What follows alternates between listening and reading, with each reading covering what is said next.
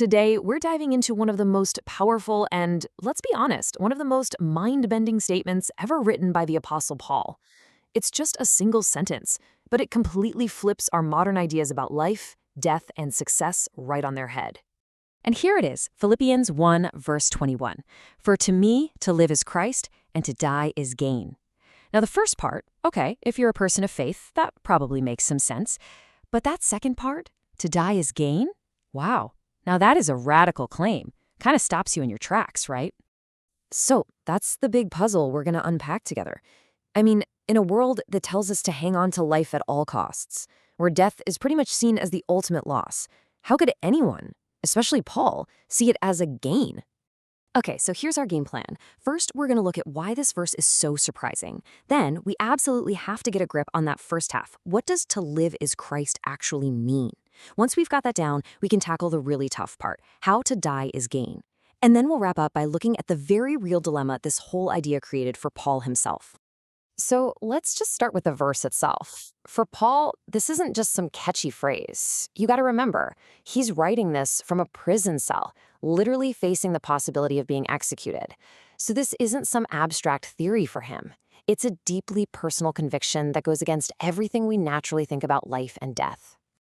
So to really get a handle on this, we need to do what the source material does and just pull apart the three key ideas here. The entire thing really balances on the relationship between these three words, life, death, and gain. To see the whole picture, we've got to understand each piece of the puzzle first. And this first part, honestly, is the key that unlocks the entire thing. There is no way we can understand how dying could be a gain until we really truly wrap our heads around what Paul means when he says, to live is Christ. Because for him, this was way more than a slogan. It was a total redefinition of what it means to even exist. So, what does it actually mean? Well, the source material breaks it down beautifully into three connected ideas. It means living in his presence, like being constantly aware of God. It means living for him, making his purpose your purpose. And it means living like him, trying to imitate his character. Now, what's so cool about this first point is this idea of accountability. The pastor in our source points to that moment when God told Abraham to walk before me. It's this idea of living your whole life, every thought, every word, every action, with the conscious knowledge that you're in God's presence. And see, it's not about living in fear, but living in a way that's totally open to guidance and, yeah, even correction when you need it. And you know, that flows right into the second idea. Because if you truly believe that your life is a gift from Christ, then the whole purpose of that life naturally starts to shift. It stops being about pleasing yourself or trying to impress other people. The main goal, the number one priority, becomes pleasing God. Your whole life, your job, your relationships, your ambitions, it all gets pointed in a new direction. Paul just nails this idea perfectly in another letter he wrote. He says, I have been crucified with Christ and I no longer live, but Christ lives in me. I mean, that phrase right there is the very heart of living for him. It's this total surrender of your own ego, your own agenda to something much bigger. Talk about a radical re-identification. And here's where the rubber meets the road. This isn't just some big idea you keep in your head. It has to actually change how you act. Living like him means you're actively trying to imitate Christ's character out in the real world. It affects how you deal with conflict, how you show love, how you forgive people who've wronged you, and, this was a big one for Paul, how you handle suffering. It's all about practical, everyday imitation. Okay, so if that's what it means to live, now we can finally turn to the part of the verse that really messes with our heads. How in the world, then, is dying a gain? This is where the whole perspective shift gets really, really profound.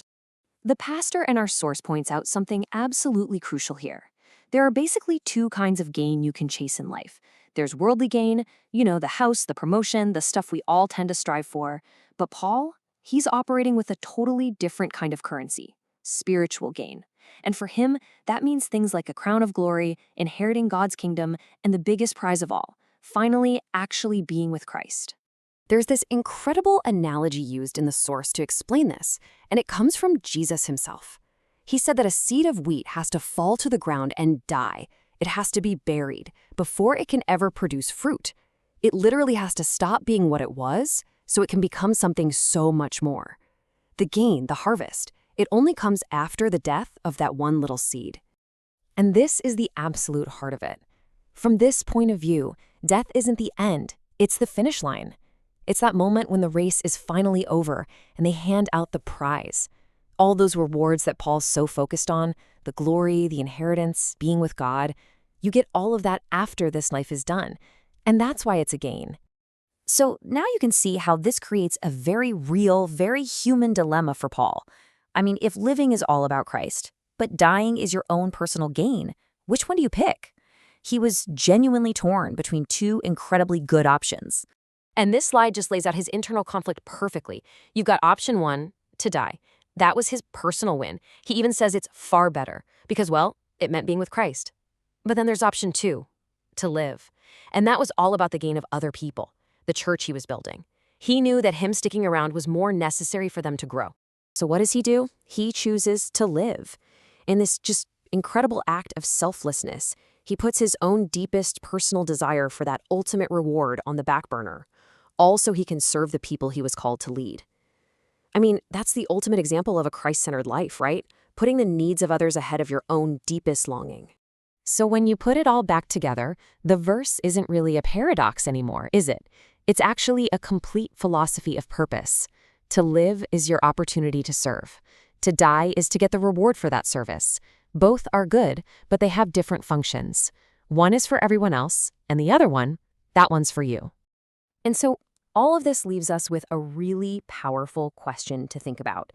When we look at our own lives through Paul's eyes, what is the true gain? Is it about what we can accumulate for ourselves, or is it about what we contribute to the lives of others, all while keeping our eyes on a completely different kind of reward? It's a profound question about purpose and legacy that's just as relevant now as it was 2,000 years ago.